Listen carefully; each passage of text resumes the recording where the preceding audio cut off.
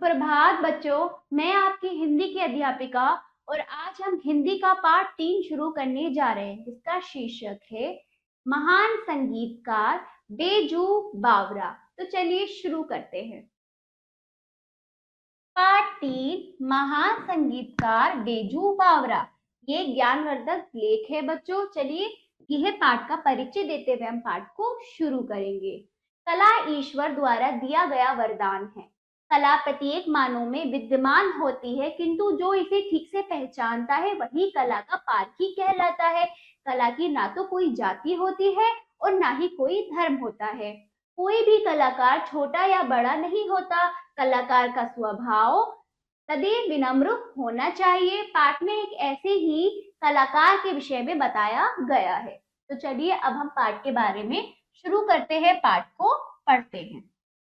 मुगल सम्राट अकबर कला और संगीत के सच्चे पारखी थे, है ना। जो मुगल सम्राट थे, अकबर राजा बादशाह, वो कौन थे? कला और संगीत के सच्चे पारखी थे। उनको बहुत पहचान थी कला संगीत की। उनके दरबार में कलाकारों और संगीतकारों की बहुत इज्जत थी, यानी कि उनके दरबार में कई प्रकार के कलाकार थे, संगीत करने वाले संगीतकार थे, उनकी वो बहुत इज्जत करते थे। अच्छे अच्छे कलाकार सम्राट के दरबार में आते और अपनी कला दिखाकर सम्राट से पुरस्कार पाते थे, है ना। अच्छे अच्छे जगह जगह से कलाकार आते थे, अपनी कला दिखाते थे सम्राट राजा को, अकबर को, और उसके दरबार में आते और अपनी कला दिखाकर सम्राट से क्या पाते? पुरस्कार पाते, इनाम पाते थे। धीरे धीरे ये बात पूरे देश में फैल गई थी कि सम्राट अकबर कभी किसी कलाकार को निराश नहीं करते। तो इस प्रकार पूरे देश में ये बात फैल गई कि जो भी कलाकार आता है उसको कभी निराश नहीं करते सम्राट अकबर। वो सबको क्या देते? पुरस्कार देते, खुश करके वहां से भेजते हैं। यह कहानी उस समय की है जब सम्राट अकबर की राजधानी आगरा में थी।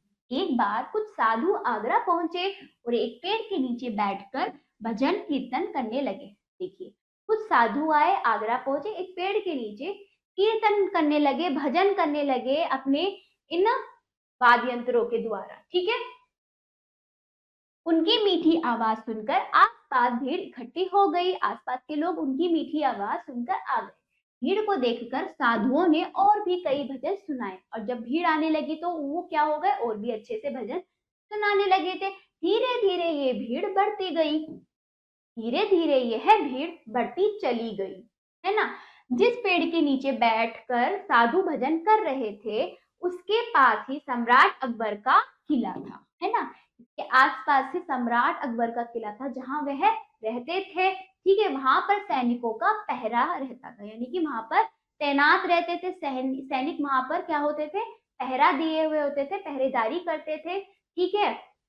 किसी व्यक्ति ने सैनिकों को ये बात बता दी कि पेड़ के नीचे कुछ साधु गीत गा रहे हैं और उन्हें सुनने के लिए भीड़ इकट्ठा होती जा रही है। यह सुनकर किले के बाहर, यानी किला जो मतलब जहां सम्राट अकबर रहते थे, वो किला, वो महल, किले के बाहर खड़े सैनिकों के सरदार ने एक सैनिक को वहां भेजा। ठीक है। सैनिक उस स्थान पर पहुंचा तो उसने देखा कि भीड़ साधुओं के भजन सुनकर झूम रही थी और साधु उत्साह से क्या कर रहे थे? बहुत जोर से, मजे से गा रहे थे। सैनिक भीड़ को चीरता हुआ, यानी कि भीड़ को हटाता हुआ साधुओं के सामने पहुंचा और उसने भजन रोक देने के लिए कहा, यदि तुम इतना ही अच्छा गाते हो तो चलो सम्राट के दरबार में और वहां जाकर सम्राट को अपना गीत सुनाओ। यदि सम्राट तुमसे प्रसन्न हुए, यानी खुश हुए, तो वह तुम्हें माला माल कर देंगे। यदि सम्राट को तुम्हारे गीत पसंद नहीं आए तो तुम्हें मौत की सजा मिलेगी, सैनिक ने कहा। किससे? उन साधुओं से। आगे यह सुनते ही साधुओं के हाथ पांव फूल गए, उनका गीत बंद हो गया और वह उठकर वहां से जाने लगे। सैनिक घूमकर उनके सामने पहुंचा, फिर वो सैनिक वापस उनके सामने आया और भाले की नोक से उन्हें रोककर बोला इस प्रकार, है ना। सम्राट को, राजा सम्राट अकबर को गीत सुनाए बिना तुम कहीं नहीं जा सकते। भागने की कोशिश मत करो, भागने का प्रयास मत करो। सम्राट के दरबार में चलो और उन्हें अपना गीत सुनाओ। साधुओं के पास कोई चारा नहीं था, यानी कोई और रास्ता नहीं था। उन्हें मजबूर होकर उस सैनिक के साथ दरबार में जाना ही पड़ा। ठीक है, पड़ा। दरबार में जाकर उन्होंने सम्राट को एक भजन सुनाया, अकबर को एक भजन सुनाया। भजन सुनकर दरबार में उपस्थित सभी दरबारी हंसने लगे, क्योंकि उनके गीत संगीत की दृष्टि से अच्छे नहीं थे। सबने दरबार में उपस्थित तो जितने भी दरबारी वहां पर मौजूद थे, संगीत सम्राट तानसेन की ओर देखा।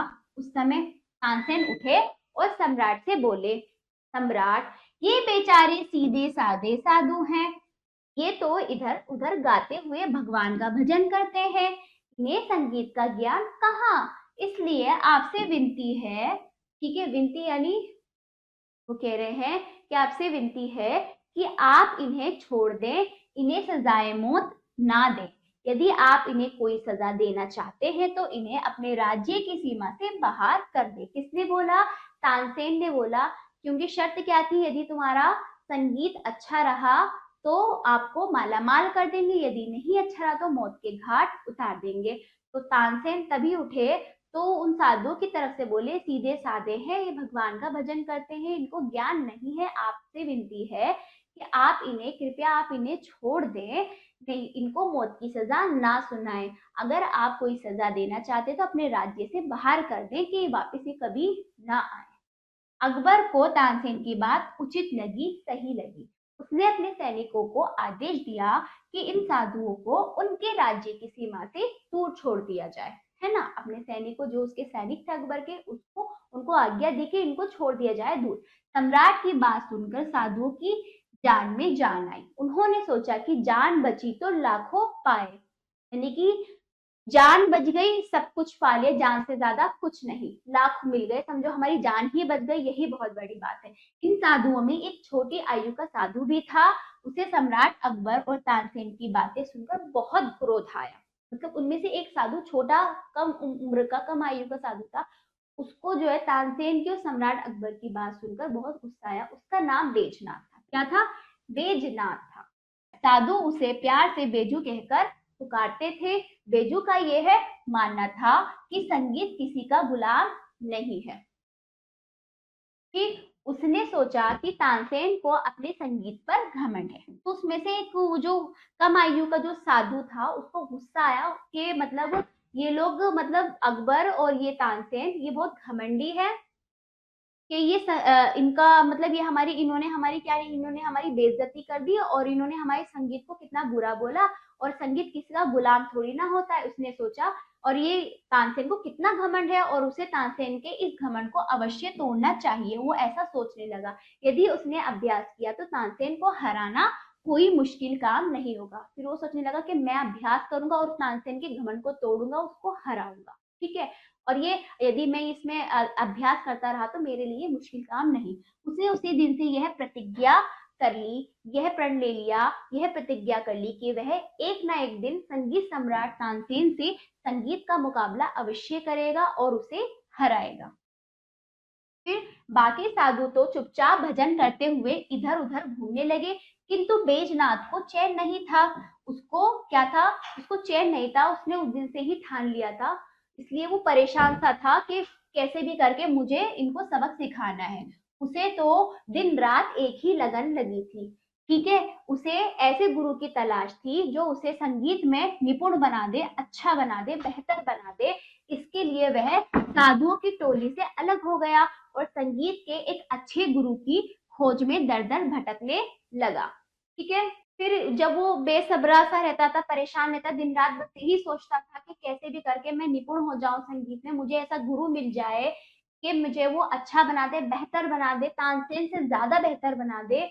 और इसके लिए वो साधु की टोली से, उनके ग्रुप से, उनके समूह से अलग होकर संगीत के अच्छे गुरु की तलाश में जगह जगह इधर उधर भटकने लगा, है ना। भटकते भटकते एक दिन वे वृंदावन पहुंच गया। वहां उसने प्रसिद्ध संगीत गुरु हरिदास की बहुत तारीफ सुनी। उसने गुरु हरिदास के पास जाने का निश्चय किया, यानी कि उसने उनके पास जाने का सोचा और उसने ठान लिया कि मैं वहीं जाऊंगा। उसने वहां पहुंचकर गुरु हरिदास से प्रार्थना की कि वे उसे अपना शिष्य बना ले, है ना। कि उसे अपने शरण में ले ले, शिष्य बना ले और उसको संगीत सिखाए। गुरु हरिदास ने उसे अपनी शरण में ले लिया और संगीत की विधिवत, है ना, विधि अनुसार विधिवत तरीके से शिक्षा देने लगे। गुरु हरिदास ही संगीत सम्राट तानसेन के भी गुरु थे। गुरु की शरण में बैजनाथ संगीत सीखने लगा, है ना। जो गुरु हरिदास थी वो तानसेन के भी गुरु थे, तो उन्हीं की शरण में वो सीखने लगा। कौन? बैजनाथ। उस पर तो तानसेन को हराने की धुन सवार थी, यानी कि उसे तो बस ये था कि मैं तानसेन को हरा दूं, इसलिए वह दिन रात संगीत में खोया रहता। धीरे धीरे उसकी संगीत साधना ने जोर दिखाना शुरू कर दिया, है ना। वह तानसेन को हराने की बात भूल गया, यानी कि अब वो संगीत में इतना खो गया कि कौन जीते कोई हारे उस बात से कोई नहीं फर्क पड़ता था। वो भूल गया तानसेन की बात को। अब संगीत उसके लिए एक नशे की तरह हो गया था। ठीक है, संगीत अब उसके लिए वो लीन हो गया, उसमें खो गया, वो नशे की तरह उसके लिए हो गया। उसके दिल में लगी हुई प्रतिशोध की आग शांत हो गई। बदले की प्रतिशोध की आग क्या हो गई? शांत हो गई। जो वो बदला लेना चाहता था शांत हो गई। उसका संगीत और अधिक निखरने लगा। आसपास के स्थानों में बैजनाथ का नाम गूंजने लगा। लोग उसे बैजू बावरा कहकर पुकारने लगे, क्योंकि उसे संगीत के अलावा और कोई काम नहीं रह गया था। संगीत के अलावा और वो कुछ नहीं करता था। जब बैजू को संगीत में निपुणता हासिल हो गई तो गुरु हरिदास ने उससे कहा कि उसकी संगीत की शिक्षा पूरी हो गई और अब वह चाहे तो जा सकता है। मतलब गुरु ने कहा कि अब तुम निपुण हो गए हो, बेहतर हो गए हो, अच्छे हो गए अपने संगीत में, अब तुम चाहो तो जा सकते हो। गुरु की आज्ञा से बैजू ने आश्रम छोड़ दिया। गुरु के कहने पर आज्ञा उनकी लेकर उसने आश्रम छोड़ दिया। अब उसके हाथ में दो ही चीजें थी, ठीक है, कमंडल और तानपुरा। कमंडल तानपुरा ये जो वाद्य यंत्र है, इस प्रकार वो दो चीजें थी उसके हाथ में। संगीत की धुन में खोया बैजू कहीं भी बैठ जाता और संगीत की नई नई लहरियां छोड़ देता, मतलब नए नए सुर वो छोड़ देता। कहीं भी बैठकर वो गाने लगता, संगीत सुनाने लगता। अब उसके संगीत में इतनी शक्ति आ गई थी कि वह नदियों की शांत लहरों को चंचल बना देता या चंचल लहरों को शांत कर देता। जैसे जैसे उसका अभ्यास बढ़ता गया, उसके संगीत में एक अनोखा, एक अलग, एक अजब जादू छाता चला गया। अब उसे ना खाने से मतलब था और ना पीने से। कोई उसे खाने को दे देता तो खा लेता, नहीं तो भूखा ही सो जाता। सोकर उठता तो फिर संगीत में खो जाता। किस्मत ने एक बार फिर उसे आगरा पहुंचा दिया। आगरा घूमते घूमते एक दिन वह सम्राट के किले के पास पहुंच गया। फिर किस्मत ने उसे वहीं उस जगह पहुंचा दिया जहां से उसने संगीत सीखने की ठानी थी। आगरा घूमते घूमते एक दिन वह सम्राट के किले के पास पहुंच गया। जैसे ही वह उस पेड़ के नीचे बैठा, उसे कई साल पहले वाली घटना याद आ गई। उसने अपना तानपुरा निकाला और एक से बढ़कर एक राग छोड़ने शुरू कर दिए। आज उसके संगीत में एक नया जोश था, नई उमंग थी। लोग उसके संगीत को सुनकर उसकी ओर खींचे चले आ रहे थे। तो उसी पेड़ के नीचे जब वो गया तो उसको बरसों पुरानी, सालों पहले वाली बात याद हो गई। तो उसने अपना तानपुरा निकाला और बजाना शुरू करा, गाना शुरू करा। लोग आने लगे, भीड़ इकट्ठी होने लगी। थोड़ी देर में आसपास भारी भीड़ जमा हो गई। जिसे देखो वही पेड़ के नीचे भागा चला आ रहा था बैजू बावरे का संगीत सुनने। बैजू के संगीत की बात किले में मौजूद सैनिकों को पता चली तो कुछ सैनिक भागकर पेड़ के नीचे पहुंचे और बैजू को पकड़कर सम्राट अकबर के सामने उपस्थित कर दिया, यानी पेश कर दिया। दरबार में अकबर के सामने पहुंचते ही बैजू को कुछ साल पहले की साधुओं वाली घटना याद हो आई, यानी कि कुछ साल पहले जब इनके साथ वो घटना घटी थी वो बात याद आ गई। अपने साथियों के अपमान की बात याद आते ही उसकी आंखों में खून उतर आया, यानी कि वापस से वो बदले की भावना उतर आई। इसी बीच तानसेन भी दरबार में आ गए। सम्राट ने कलाकार से कहा, कलाकार अपनी कला दिखाओ, हमारे दरबार की एक शर्त है। अकबर ने कुछ कहना ही चाहा था कि बैजू ने उनकी बात काटते हुए कहा, जी हाँ सम्राट, मुझे आपकी शर्त याद है, लेकिन आज मेरी भी एक शर्त है। वह क्या? सम्राट ने पूछा। मेरी शर्त यह है कि आज मेरी कला दिखाने से पहले संगीत सम्राट तानसेन भी अपनी कला इस दरबार में दिखाएंगे। आज दरबार को ये भी पता चल जाना चाहिए कि हम दोनों में किसका संगीत अधिक असरकारी है, कितना बेहतर है, कितना अच्छा है ना? बेजू ने कहा, कितना असरकारी है। अकबर ने तानसेन की ओर देखा। तानसेन मुकाबले में आकर बैठ गए। मुकाबला आरंभ यानी शुरू होने से पहले एक सैनिक ने तानसेन और बेजू के बीच में एक बर्तन में पत्थर का टुकड़ा लाकर रख दिया। अब तानसेन ने आलाप, वो जो संगीत का आलाप था वो शुरू किया। तानसेन के संगीत में इतना प्रभाव था कि पूरा दरबार संगीत के नशे में झूमने लगा, नाचने लगा। किसी को अपना होश ही नहीं रहा, है ना? इतना वो क्या होता था, उस संगीत के नशे में इतना खो गए कि सब, किसी को भी होश नहीं रहा। बेजू भी संगीत के नशे में पूरी तरह डूब गया। बहुत देर तक यह आलाप चलता रहा। जब तानसेन का आलाप बंद हुआ तो पूरे दरबार में तालियों की गड़गड़ाहट गूंज उठी। तालियों की गूंज सुनकर बेजू की आंखें खुली, क्योंकि वो भी खो गया था। उसने तालियों की गड़गड़ाहट यानी तालियों की आवाज सुनकर बेजू की आंखें खुली। उसने हैरानी से देखा, ताज्जुब से देखा कि बर्तन में रखा पत्थर का वह टुकड़ा पिघलकर मोम बन चुका था। उस आलाप में, तानसेन के आलाप में इतना जादू था कि वो पत्थर का टुकड़ा मोम बनकर पिघल चुका था।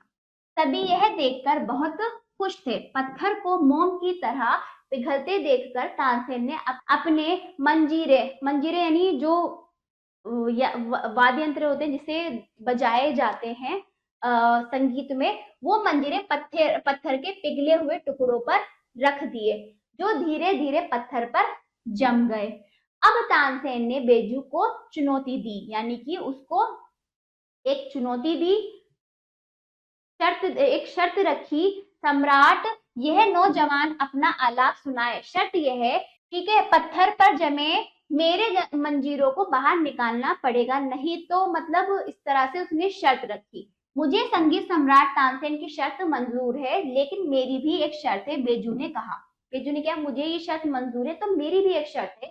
सारे दरबारियों ने बेजू की ओर देखा। इस बात से मेरी शर्त यह है कि मेरा आलाप, मेरे संगीत का जो आलाप है, जो धुन है, जो सुर है, शुरू होने से पहले ढेर सारे गहने दरबार में मंगवा लिए जाएं। बेजू ने बड़े शांत स्वर में कहा, ये वाली बात बड़े शांत स्वर से कहा कि मेरी शर्त यह है कि जितने भी महल के अंदर जितने भी क्या है गहने हैं, सब यहाँ पर मंगवा कर रख दिए जाए। बेजू ने बड़े शांत स्वर से कहा, है ना? बेजू की यह बात दरबार में मौजूद उपस्थित किसी की भी समझ में नहीं आई, किंतु सम्राट अकबर ने गहने लाने का संकेत किया, है ना, इशारा किया कि गहने लाइए। सम्राट का इशारा पाते ही दरबार में गहनों का ढेर लग गया। यहाँ तक कि बेगमों ने भी अपने गहने उतारकर उस ढेर पर डाल दिए। अब बेजू ने अपना तान पूरा संभाला और अपने जो उसका वाद्य यंत्र था उसको संभाला, जिससे वो संगीत कर रहा था, जो वो अपना आलाप शुरू करेगा, अपने गुरु को याद करते हुए आलाप शुरू कर दिया।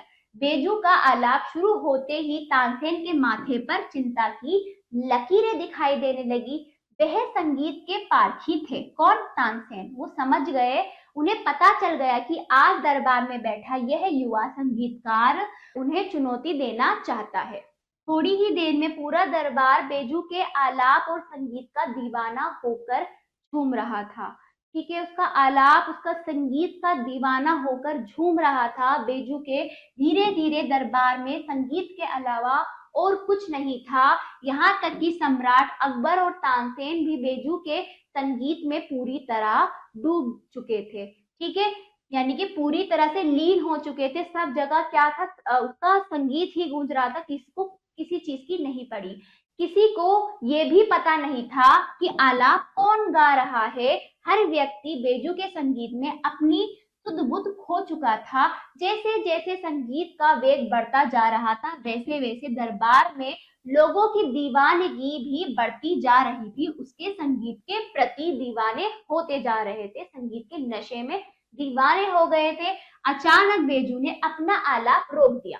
अचानक उसने अपना आलाप जो था, उसका संगीत का जो धुन था, सुर थे, वो जो उसमें जो लीन थे, वो इतना सुंदर संगीत उसने अचानक से रोक दिया।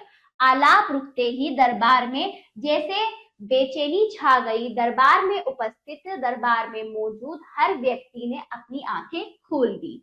आंखें खोलते ही वे हैरान रह गए, क्योंकि वहां बहुत से हिरण खड़े थे, जिन्होंने बेगमों के गहनों को अपने गले और सींगों में पहन लिया था।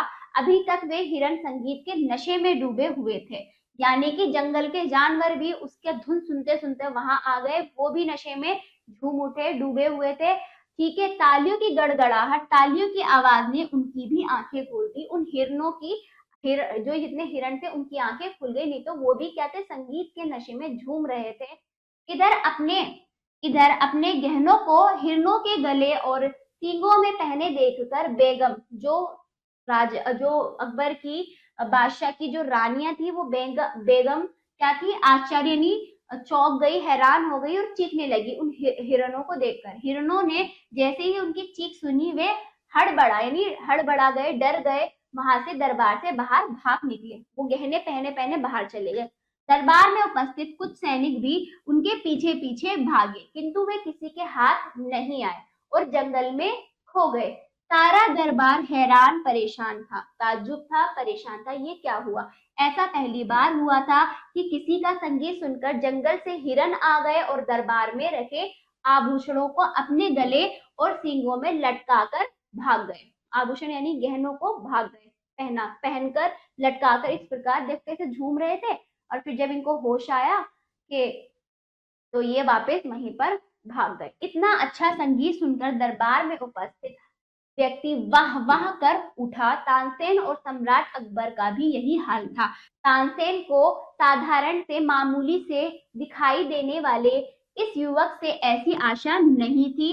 जब वाह वाह का शोर शांत हुआ तो बेजू ने गंभीर स्वर में कहा, यानी बहुत गंभीर यानी सीरियस होकर वो कहने लगा, सम्राट, यदि संगीत सम्राट तानसेन बेगमों के गहनों को हिरणों से वापस दिलवा दे तो मैं उसी समय इन मंजीरों को बाहर निकाल दूंगा। बेजू की यह बात सुनकर तानसेन ने अपना सिर झुका लिया, क्योंकि वह इस बात को समझ गया था कि आज उसका जो सामना था, उसका मुकाबला उच्च कोटि के संगीतकार से हुआ है। महान संगीतकार जो उच्च कोटि का है उससे हुआ है। यही हाल सम्राट अकबर का भी था। उन्हें तो अब भी अपनी आंखों पर विश्वास नहीं हो रहा था। बेजू ने आगे कहना शुरू किया, सम्राट, संगीत किसी का गुलाम नहीं होता। संगीत किसी का भी गुलाम नहीं होता, ना किसी का नौकर होता है। यह तो ऐसी कला साधना है, मतलब कला की एक ऐसी साधना, एक ऐसी पूजा है जिसे रियाज से और बेहतर बनाया जा सकता है, जिसे अभ्यास करके, रियाज करके बेहतर से बेहतर बनाया जा सकता है। मुझे दुख इस बात का है कि संगीत सम्राट तानसेन ने संगीत को इसी दरबार में खत्म मान लिया था। मैंने इसे संगीत का अपमान समझा और इस अपमान का बदला लेने की प्रतिज्ञा की थी। मतलब उनको इस बात का बुरा लगा था कि संगीत सम्राट तानसेन ने केवल इस दरबार में ही खत्म मान लिया था कि उनसे अच्छा संगीत कोई कर नहीं सकता और इसी दरबार में ही केवल संगीत अच्छा प्राप्त होता है पूरी दुनिया में। तो उनका ये घमंड मुझे अच्छा नहीं लगा, तो मैंने प्रण किया था, प्रतिज्ञा ली थी, कसम खा ली थी कि अब तानसेन को यह विश्वास हो गया हो कि कोई उनसे अच्छा गा सकता है तो उन साधुओं को राज्य से निष्कासन की सजा से छुटकारा दिलवा दे। तो अब फिर उन्होंने आगे कि तानसेन को अभी इस बात का यकीन हो गया कि कोई उनसे अच्छा गा सकता है, तो उन साधुओं को राज्य से निष्कासन, राज्य से निकालने वाली बात की जो सजा थी उससे छुटकारा दिलवा दे।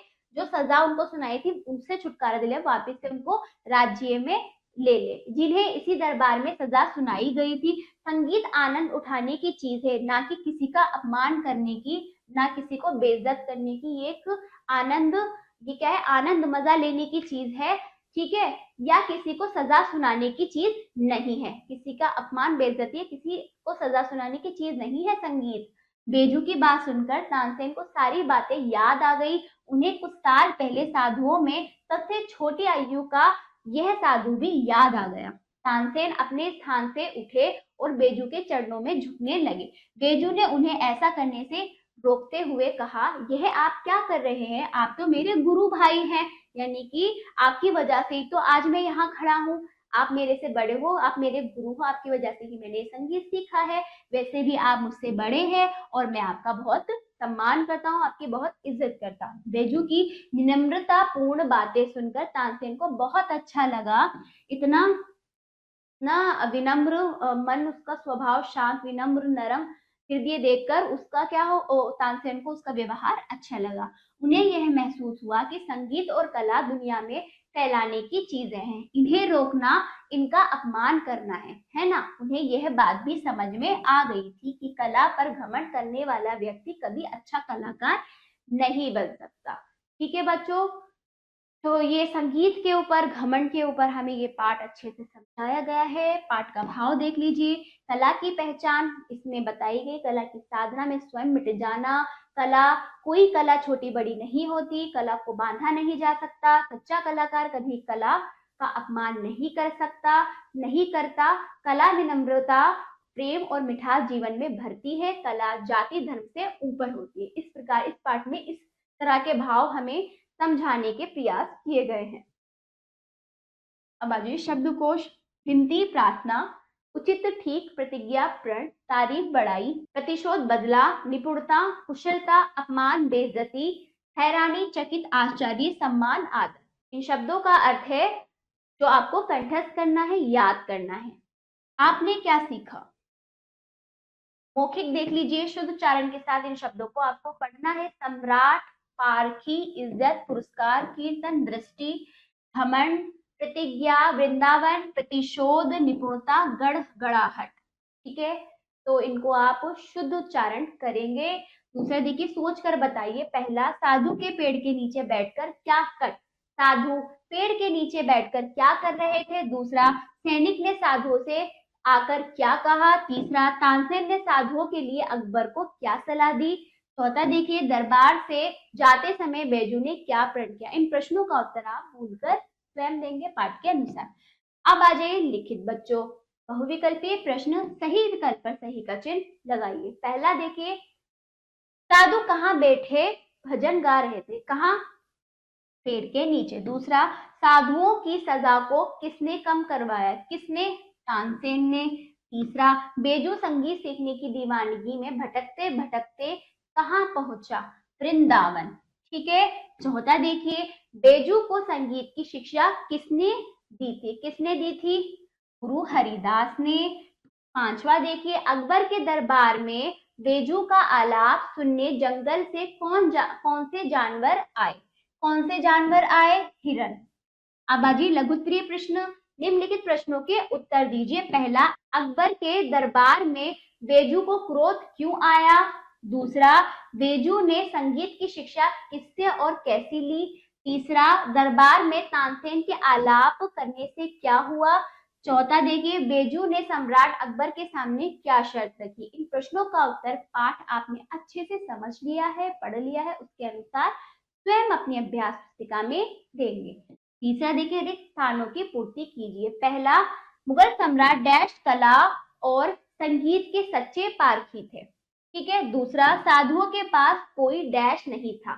ठीक है। तीसरा, एक अच्छे डैश की खोज में दर दर भटकने लगा। चौथा देखिए, भटकते भटकते एक दिन वह डैश पहुंच गया। तो पहले में क्या आएगा बच्चों? मुगल सम्राट अकबर। ठीक है। दूसरा, साधुओं के पास कोई डैश नहीं था, चारा। चारा। तीसरा देखिए, एक अच्छे डैश की खोज में दर दर भटकने लगे, गुरु। गुरु। ठीक है, गुरु की खोज में। चौथा देखिए, भटकते भटकते एक दिन वह डैश पहुंच गया, कहा? वृंदावन।